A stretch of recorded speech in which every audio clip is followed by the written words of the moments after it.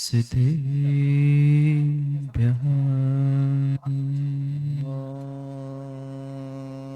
नमः सिद्धेभ्यः। श्रीमत्परं गम्भीर स्याद्वाग्मोगलांसि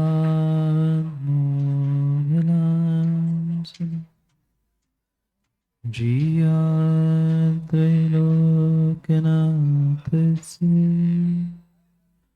शासनं जनशासनं। जय मङ्गलभूतां विमलां नारदंसनमयारं तैलोक्यस्य प्रणमोऽस्ति सर्वसीताय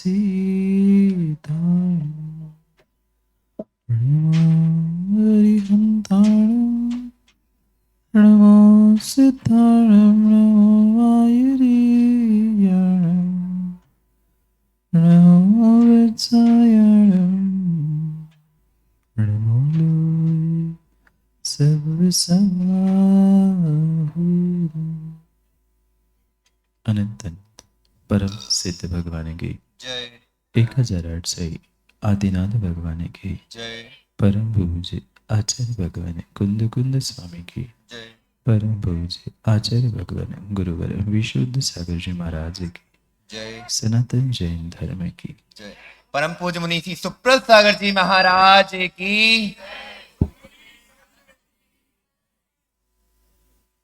अंतर्देश वर्धमान स्वामी के शासन में हम सब विराजते और उनकी है पावन पीयूष देशना हम सभी के लिए परम उपकारी।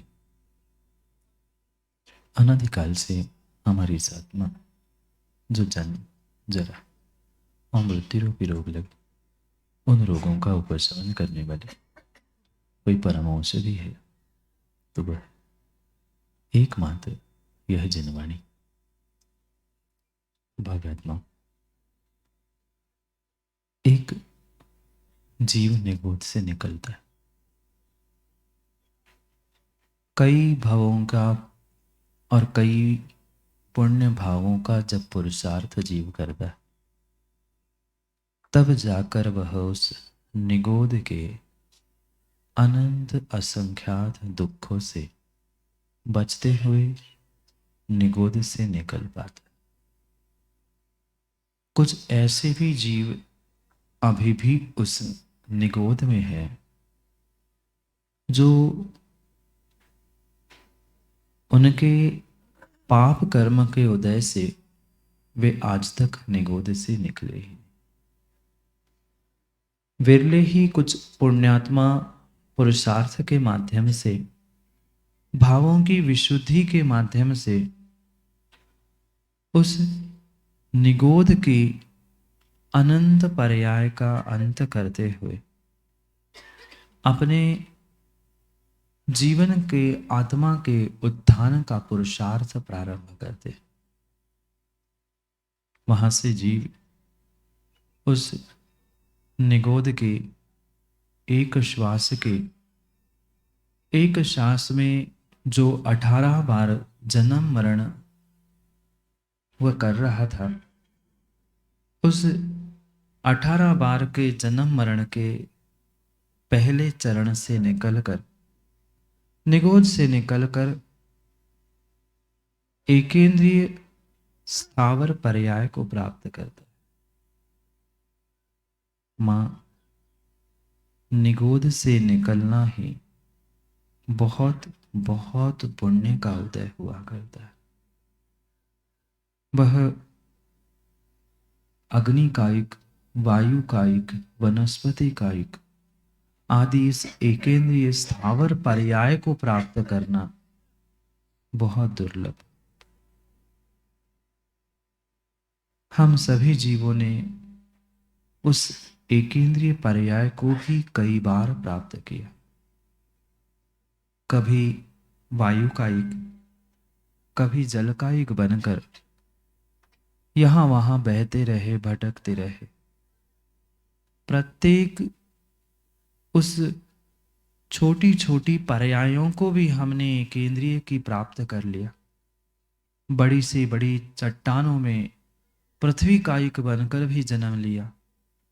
वहां पुनः पुनः भावों का पुरुषार्थ करते हुए कषायों को और अपने भावों को समझते समझते जीव स्थावर पर्याय से, उस एकेंद्रीय पर्याय से त्रस पर्याय की ओर अग्रसर होता है।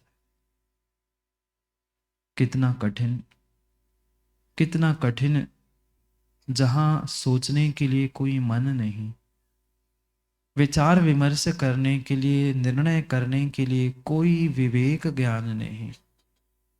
बिना मन के अभाव में वह एकेंद्रीय पर्याय 2, 3, 4 और पंचेंद्रिय असंगी पर्याय को भी क्रम क्रम से जीव ने प्राप्त कर लिया। कभी चींटी, कभी लट, कभी मच्छर, कभी असंगी पंचेंद्रिय पर्याय को भी प्राप्त करते करते पुनः पुनः संसार के दुखों को भोगता रहा। कितने दुख, कितने दुख, चाहे पानी गिरे, चाहे ओले गिरे, चाहे गर्मी सर्दी कुछ भी हो जाए, पर वह तिर्यंच उस सभी दुखों को सहजता से बिना प्रतिकार किए भोगता है। क्योंकि चेतना के जो 3 भेद भगवंतों ने कहे, उस कर्म फल चेतना को उस एकेंद्रीय जीव ने भोगा। आपको थोड़ी सी ठंड लगती है, आप पता नहीं स्वेटर शॉल क्या क्या पहन कर बैठते हैं। उन एकेंद्रीय जीवों से पूछना, एकेंद्रीय जीव तो फिर भी बोलेंगे नहीं, दिखेंगे नहीं।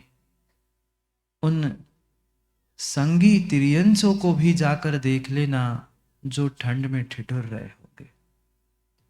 देखा गाय भैंस बैल, जहां आप कमरों में बंद होकर भी मोटे मोटे उन चद्दर को, मोटे मोटे कंबल को ओढ़कर बैठते हो, वहां वह तिर्यंस वे ठंड में भी ठिठुरते ठिठुरते अपने जीवन को व्यतीत करते हैं। ये मत भूलना, ये मत भूलना कि आप भी उन सभी पर्यायों में से यहां तक पहुंचे हो। और जब जब वह हीटर जलाने का, कूलर जलाने का विचार आए, तब सोच लेना कितने जीवों की मैं हिंसा कर रहा हूं। उन प्रत्येक पर्यायों को क्रम क्रम से आपने और मैंने प्राप्त किया। ये वास्तव में जीवन की यात्रा जीव ने उस मिथ्यात्व गुण स्थान से प्रारंभ की। एकेंद्रिय से लेकर असंगी पंचेंद्रिय तक की पूर्ण पर्याय मात्र और मात्र मिथ्यात्व गुण स्थान के साथ ही व्यतीत होती है। जहां न धर्म का बोध, जहां न सच्चे देवशास्त्र गुरु का ज्ञान, कोई श्रद्धा नहीं, कोई निर्णय नहीं, कोई विवेक नहीं। और इसी कारण से पुनः पुनः अनंत अनंत अनंत पर्याय में ही वह मिथ्यात्व के साथ जीव भटकता रहा। क्योंकि इस संसार में सबसे अधिक अगर किन्हीं जीवों की संख्या है तो मिथ्यात्व गुणस्थान वर्ती जीवों की संख्या है, जिनके पास सच्चे देव शास्त्र गुरु के प्रति श्रद्धा, 7 तत्वों का निर्णय, स्वयं जीव द्रव्य होने का पुरुषार्थ निर्णय नहीं होने के कारण से वह घोर घोर अनादि मिथ्या दृष्टि जीव पुनः पुनः अपने ही अविवेक से संसार के चतुर्गति में भ्रमण करता। क्वचित कदाचित जब तीव्र तीव्र सातिशय पुण्य उदय में आता है तब जाके ये दुर्लभ मनुष्य पर्याय वह जीव प्राप्त कर लेता है। सातिशय तीव्र पुण्य का उदय जब आता है तब ये महा दुर्लभ मनुष्य पर्याय इस जीव को प्राप्त होती है। भगवंतों ने कहा जैसे रेत के ढेर में कोई एकाध छोटा सा रत्न गुम जाए, वह मिलना जितना दुर्लभ है उससे कई अधिक दुर्लभ ये मनुष्य पर्याय मिलना दुर्लभ है। कितना कितना पारस पुण्य का उदय है कि तुम्हें मनुष्य पर्याय मिली, जैन कुल मिला, सच्चे देव शास्त्र गुरु जैसे उत्तम उत्तम सानिध्य प्राप्त हुए। इन सभी निमित्तों को प्राप्त करने के बाद भी वह घोर मिथ्या दृष्टि जीव, अनादि मिथ्या दृष्टि जीव निमित्त मिलने पर भी काल लब्धि के अभाव में पुरुषार्थ करते हुए भी अपने आत्म उत्थान को प्राप्त नहीं कर पाता। जहां उस अनंतानुबंधी कषाय के निमित्त से और दर्शन मोहनी की उन तीनों प्रकृतियों के तीव्र तीव्रतम उदय के निमित्त से सामने सत्य रखा हुआ होने पर भी, सच्चे देव शास्त्र गुरु विराजमान होने पर भी उनको सच्चा श्रद्धान जीव नहीं कर पाता। मां ये ध्यान रखना, सामने देव शास्त्र गुरु होने पर भी जो जीव हाथ नहीं जोड़ पाता, राग द्वेषों को लेकर अमुक तमुक फलाना डिमका आदि भेदभाव में लगा है, वह नियम से अभी सम्यक दर्शन से काफी दूर है, क्योंकि वह मिथ्यात्व में आतंक डूबा है। उसे निर्णय ही नहीं है, सामने सत्य दिख रहा है फिर भी वह सत्य को छोड़कर असत्य के अंधेरे की ओर भागना चाहता है। जब वह काल लब्धि निकट आती है, जब वह काल लब्धि निकट आती है, तब वह भव्य जीव सच्चे देव शास्त्र गुरु की सन्निधि सानिध्य प्राप्त करते हुए वह सम्यक दर्शन को प्राप्त करता है। भले ही आगम में दो प्रकार के सम्यक दर्शन की भूमिका बताई है, पर वह नैसर्गिक सम्यक दर्शन कभी ना कभी पूर्व पर्याय के अधिगमज निमित्त से ही उत्पन्न होता है। बिना सच्चे देव शास्त्र गुरु की सन्निधि सानिध्य में सच्चे देव शास्त्र गुरु पर श्रद्धान होना संभव ही नहीं है। जब जीव अनंत मिथ्यात पर पुरुषार्थ करता है, वही मिथ्या दृष्टि जीव भद्र मिथ्या दृष्टि जीव बनता है और सम्यक को प्रकट करने के उन्मुख हो जाता है। क्या जीव के परिणाम होंगे, क्या जीव के परिणाम होंगे। साक्षात मिथ्यात में डूबा हुआ होने पर भी उसे तत्वों के प्रति रुझान होने लगता है, उसे विकल्प सताने लगता है कि सच्चे देवशास्त्र गुरु क्या होते हैं, 7 तत्व 9 पदार्थ 6 द्रव्य ये क्या होते हैं, जानने की एक जिज्ञासा भीतर उत्पन्न होती है। ये ध्यान रखना, जिसको कुछ जानने का कुछ समझने का विचार भी उत्पन्न होता है, वह आने वाले समय में उसे जानने का पुरुषार्थ भी करता है। समस्या आज जीवों के साथ यही है कि उसे आज तक कभी जानने की जिज्ञासा ही नहीं हुई, कभी भीतर ये विकल्प ही नहीं हुआ कि इसका स्वरूप क्या है, इसे मैं कैसे समझूं। जिसने ये निर्णय कर लिया कि मुझे सत्य को जानना है, सत्य को मानना है, वह भद्र मिथ्या दृष्टि सम्यक के उन्मुख होता है। और जैसे ही वह अर्ध पुद्गल परावर्तन काल शेष बचता है, वह जीव अपने उस अनंतानुबंधी के 4 प्रत्यय 4 प्रकृतियां और दर्शन मोहनी के उन 3 प्रकृतियों का उपशम करते हुए उपशम सम्यक दृष्टि बनता है। धन्य है वह जीव जिसने एक क्षण के पुरुषार्थ के माध्यम से वह तत्वों पर श्रद्धान करते हुए वह पहले सम्यक दर्शन को प्रकट कर लिया। अब जो अनंत संसार था वह मात्र चुलक प्रमाण, चुल्लू भर मात्र शेष बचा। माँ जीवन में कुछ प्रकट कर पाओ नहीं कर पाओ, कोई व्रत कोई नियम कोई कुछ कर पाओ नहीं कर पाओ, पर सच्चे देव शास्त्र गुरु पर श्रद्धान करते हुए अपने भीतर सम्यक दर्शन को अवश्य प्रकट। भले ही अर्धपुद्गल परावर्तन समय बहुत बहुत बहुत बड़ा है, पर कम से कम उस अनंत संसार का अंत होने का कुछ कुछ सीमा कुछ मर्यादा को तो प्राप्त कर लिया।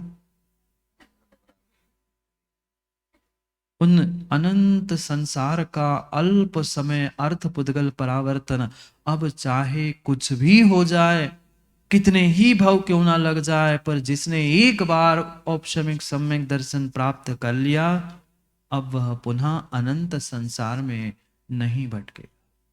अर्धपुद्गल परावर्तन काल में वह नियम से मोक्ष जाएगा ही जाएगा। जब वह उपशम सम्यक दर्शन अपनी अंतर मुहूर्त की काल की सीमा को समाप्त करता है, कहीं ना कहीं जीव उस सम्यक की विराधना के निमित्त से, सम्यक की विराधना के निमित्त से उस दूसरे साधन गुण स्थान को प्राप्त करता है।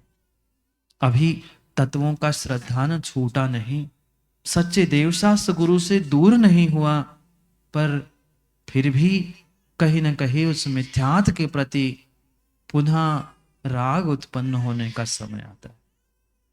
ये ऐसी दशा होती है साधन की, जहां सम्यक की आसाधना तो होती है, पर अभी सम्यक छूटा नहीं, अभी भी संभालने का समय था, पर जब नहीं जीव संभलता, तब तीसरे गुण स्थान में आकर जीव नियम से गिरता ही गिरता है। वह ऐसी मिश्र दशा जीव प्रकट कर लेता है, जहां ना वह घोड़ा बचता है ना गधा बचता है। कोसाली खच्चर देखा? सोरे में तो बहुत सारे खच्चर है, ना घोड़ा ना गधा, ना खट्टा ना मा मीठा। जैसे उस चटनी का खट मीठा स्वाद होता है, ऐसे ही यह मिश्र गुण स्थान का स्वाद हुआ करता है, ना घर के ना, बिल्कुल जैसी शायद आप लोगों की दशा है। माँ यहां बैठो तो घर की याद आती है, घर में जाओ तो यहां की याद आती है।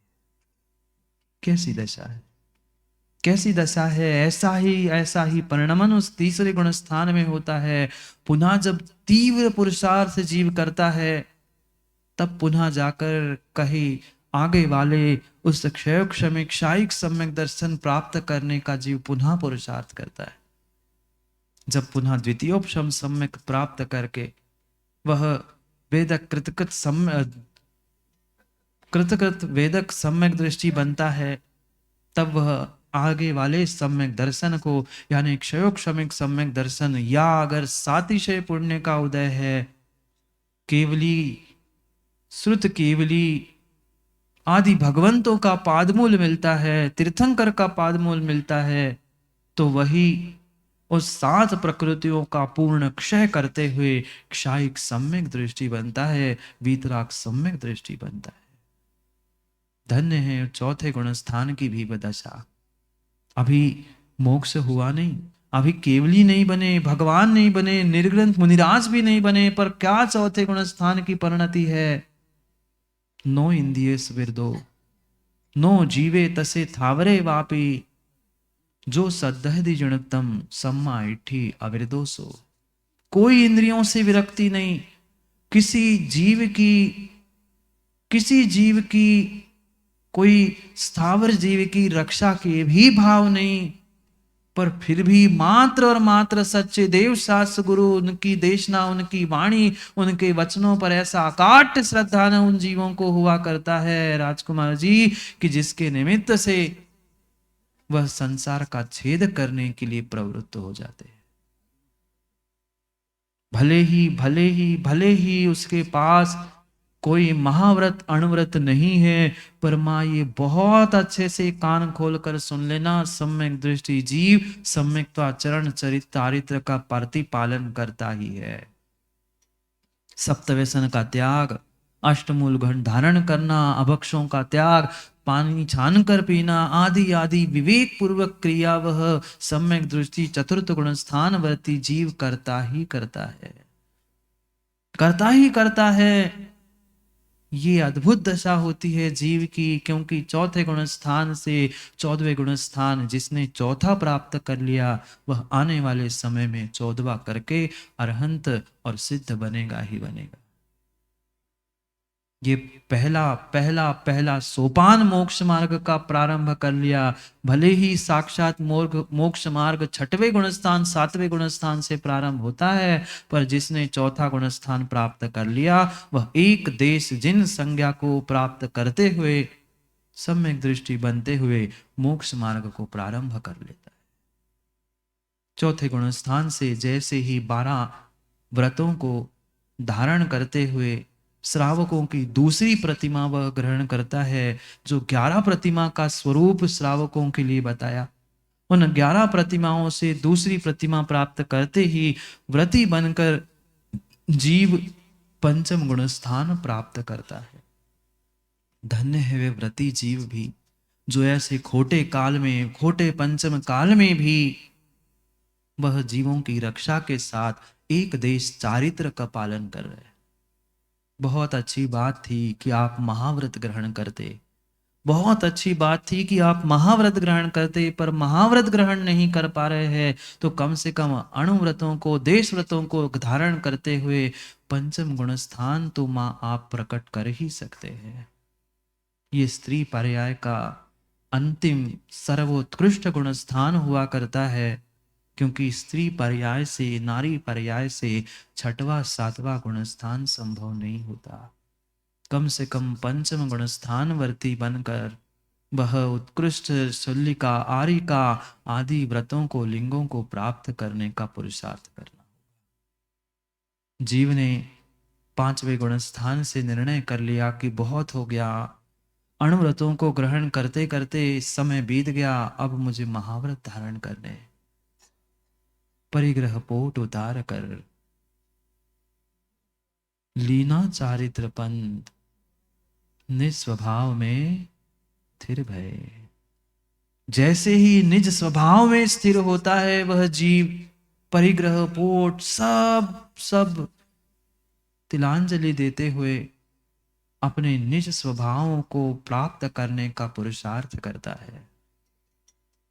सोचो उस आदिनाथ के जीव के बारे में, जब कभी वह एकेंद्रिय पर्याय, निगोद पर्याय से निकले होंगे, क्रम क्रम से उन 10 भवों में कभी वज्रजंग, कभी महाबल, अनेक राजा महाराजा पर्यायों को प्राप्त करते करते स्वर्ग में कभी गए, कभी पुनः मनुष्य बने, चक्रवर्ती जैसे उत्कृष्ट पर्याय को भी प्राप्त कर लिया, पुनः स्वर्गों में अहिमिंद्र, पुनः जमीन में आपे, पुनः विद्याधर, अनेक पर्यायों को प्राप्त करते करते वह अंतिम भव प्रकट कर लिया, जहां उस 5वें गुण स्थान से सीधे छलांग लगाते 7वें गुण स्थान में पहुंचा। वह अप्रमत्त दशा, जहां कोई प्रमाद नहीं, दिगंबर भेष के साथ, दिगंबर दीक्षा के साथ, पिछी कमंडल के साथ अपने आत्मा में लीन हो गए। अंतर मुहूर्त का काल समाप्त होते ही 7वें से 6वें, 6वें से 7वें, 6वें से 7वें, 7वें से 6वें, ये दोलायमान स्थिति में वह धरती के देवता दिगंबर मुनिराज प्रवृत्ति करने लगे। जैसे ही पुनः भावों की विशुद्धि बनती है, सातिशय अप्रमत्त 7वें गुण स्थान से वह श्रेणी आरोहण प्रारंभ करते हैं, क्योंकि वे बनने वाले तीर्थंकर थे। उन्होंने सीधी क्षपक श्रेणी मान ली, शपक श्रेणी प्रारंभ की। 8वां गुण स्थान अपूर्व करण, ऐसे अपूर्व परिणाम किए जिनको आज तक प्राप्त ही नहीं किया था। उस अपूर्व करण गुणस्थान के बाद 9वें 10वें अनिवृत्तिकरण, सूक्ष्म सांप्राय आदि एक एक गुणस्थानों पर श्रेणी आरोहण होने लग गया। जो बादर कृष्टि, सूक्ष्म कृष्टि करते करते कर्मों की जो बहुत बड़ी स्थिति थी, उसमें बदलाव करते करते कहीं संक्रमण, कहीं अपकर्षण, कहीं कृष्टि करते करते करते करते मात्र 10वें गुण स्थान में सूक्ष्म कषाय, सूक्ष्म लोभ शेष रही। वही जो आज जीवों को लोभ सता रहा है, वह 10वें गुण स्थान तक सताएगा। और जब तक वह लोभ है, तब तक मोह जीत नहीं पा सकता। तब तक मोह नहीं जीत पाता, तब तक मोह नहीं जीत पाता। अंतिम सूक्ष्म लोभ ऐसा ऐसा प्रताड़ित कर रहा था जीव को कि सब पुरुषार्थ करने के बाद भी, सभी वेदों को भी अपगत वेद बनाते हुए वह जीव 10वें गुणस्थान के उस उपांत समय में उस लोभ को जीतते हुए, जो प्रबल शत्रु था, अनादि से संसार में बांधने वाला था, ऐसे अनादि के शत्रु को, मोह को जीतने का पुरुषार्थ करता है। वह शुक्ल ध्यान की वह सीमा जैसे ही प्रारंभ होती है, 10वें गुणस्थान के अंत समय में मोहनी कर्म को वो जीत लेते हैं।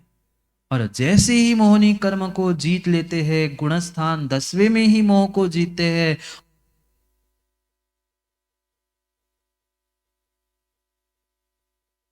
12वें के छलांग लगाकर 12वें में पहुंचते हैं, क्योंकि वे तीर्थंकर बनने वाले होते। उन्होंने क्षपक श्रेणी प्रारंभ की थी तो उपशम मोह को नहीं, अपितु शांत मोह को प्राप्त करते हुए, मोह को शांत करते हुए, नष्ट करते हुए, क्षीण मोह 12वें गुण स्थान को प्रकट कर लेते हैं। मोह को 10वें में जीता और सीधे 12वें में पहुंच गए। 11वें गुण स्थान में वह चारित्र मोहनी का उपशम करने से 11वां गुण स्थान हुआ करता है। पर जो तीर्थंकर बनने वाले होते हैं, तद भव मोक्षगामी हुआ करते हैं, वह क्षपक श्रेणी प्रारंभ करने वाले होते हैं, वे 11वें गुण स्थान को प्राप्त नहीं करते। वे सीधे 12वें गुण स्थान में पहुंचते हैं। जो 11वें गुण स्थान में पहुंचता है, वहां भव क्षय और काल क्षय के निमित्त से वह नीचे गिरना ही पड़ता है। पर तीर्थंकर भगवान कभी नीचे नहीं आते। उनका वर्धमान चारित्र होता है। प्रतिदिन प्रतिदिन प्रति समय उनका वह चारित्र वृद्धिंगत होता रहता है। वे 12वें गुण स्थान में पहुंचते हैं। 12वें गुण स्थान में पुनः दूसरा शुक्ल ध्यान वह प्रारंभ करते हैं। वह दूसरे शुक्ल ध्यान के माध्यम से बचे हुए 3 घातिया कर्मों का वह नाश करना प्रारंभ करते हैं। और उपांत अंत समय में जैसे ही 12वें गुण स्थान में वह अपने पूरे उन घातिया कर्मों को, तीनों घातिया कर्मों का नाश कर लेते हैं, 13वें गुण स्थान को सीधे प्रकट कर लेते हैं। और 5000 धनुष ऊपर वह केवली भगवान विराजमान होते हैं। धन्य है अहो भाग्य, जो इतना पुरुषार्थ किया था वह 13वें गुण स्थान में कितने ऊंचे, 5000 धनुष। कल उस समोशरण में आपने चतुर्मुखी ब्रह्मा को देख लिया। भगवान एक ही होते हैं, पर वहां का अतिशय समोशरण का ऐसा हुआ करता है कि चारों दिशाओं में उनका प्रतिबिंब दिखता है। 20,000 सीढ़ी, 20,000 सीढ़ी चढ़ने पर वह समोशरण प्रारंभ होता है। भले ही आज वह सीढ़ियों जैसी सात भूमि दिखाई जाती है, पर वह समोशरण समतल ही हुआ करता है। वह 8वें श्री मंडप भूमि पे भगवान विराजमान होते हैं। अधर वहां किसी बहिरंग लक्ष्मी से उन्हें कोई लेना देना नहीं, पर फिर भी वह एक मिथ्या दृष्टि जीव को भी बोध हो कि वह धरती के देवता जिन्होंने जीवन भर पुरुषार्थ किया, जिन्होंने सब लक्ष्मी छोड़ ली, उन्होंने अंतरंग केवल्य लक्ष्मी और बहिरंग में समोषण आदि विभूति लक्ष्मी को प्रकट कर लिया।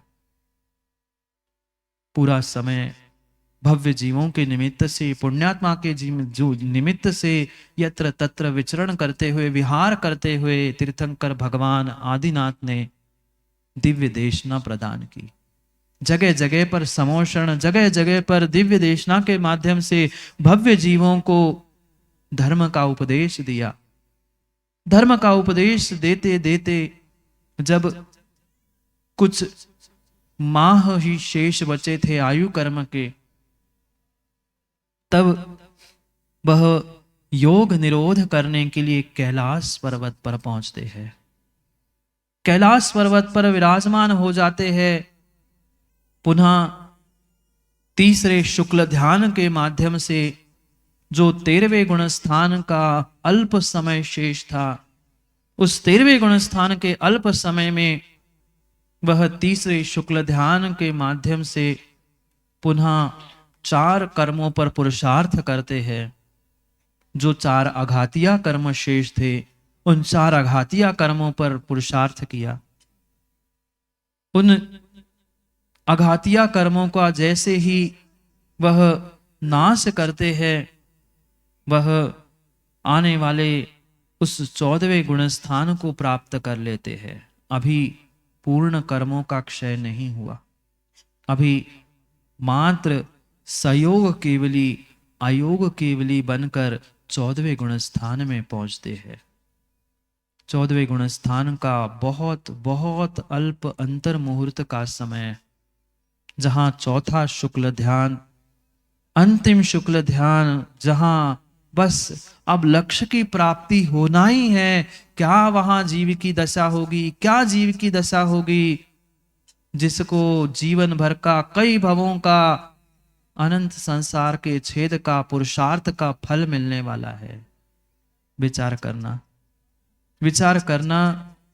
जब रानू शादी हुई, शादी नहीं हुई, हाँ कह रहे कि ना कह रहे? शादी तो हो गई। जब शादी हो रही थी, पला शादी हो गई। जो शादी हुई थी रानू भाई, हाथ में वरमाला थी दोनों के, बस कुछ समय बाकी था, गले में डलनी ही वाली थी। वह जब संसार की वधू को वरने के लिए तुम तैयार थे, कोई बीच में आके कह गया कि जो को अभी 10 मिनट मुहूर्त को समय है। भला सोचा अभी फिर 10 मिनट रुकना, फिर सोच लेना, विचार कर लेना वो जीव की दशा क्या होगी। तुम्हें एक संसार को वधू मिल रही थी, तो 5, 10, 15, 20 मिनट किसी ने रोका तो कैसा लगा था। फिर उस जीव को तो मुक्ति वधू मिलने वाली थी। चंद सेकंड, चंद समय शेष था। 14वें गुणस्थान का अल्प समय मात्र शेष था। वो साक्षात मोक्ष तत्व पर मुक्ति वधु ने प्राप्त होने वाली थी। बस वह 14वें गुणस्थान का वह अंतिम शुक्ल ध्यान, अल्प समय स्थिर हो जाओ। कैलाश पर्वत पे बैठे हो, कैलाश पर्वत पे बैठे हो, विचार करो। आज तो कोई कैलाश जा नहीं पाता, कम से कम यही बैठकर अनुमोदना कर लो, यही बैठकर अनुमोदना कर लो कि क्या स्थिति होगी कैलाश पर्वत की। मां एक क्षण सोच लेना, आंख बंद करके। वे तो ध्यान में बैठे ही है, आप भी आंख बंद करके वह स्मरण कर लेना कैलाश पर्वत का। पहुंचो सब लोग कैलाश पे, पहुंच गए? आंख तो बंद करो, तभी तो कैलाश पे पहुंचोगे अरविंद भाई। बिना आंख बंद किए कैलाश पर्वत यहाँ कहाँ आने वाला है? अनुभव करो, उस कैलाश पर्वत पे हम सभी बैठे हैं, वहां भगवान ध्यान में लीन हैं। वे अल्प समय का वह उनका शुक्ल ध्यान, अंतिम शुक्ल ध्यान। ओ रिरी रिरी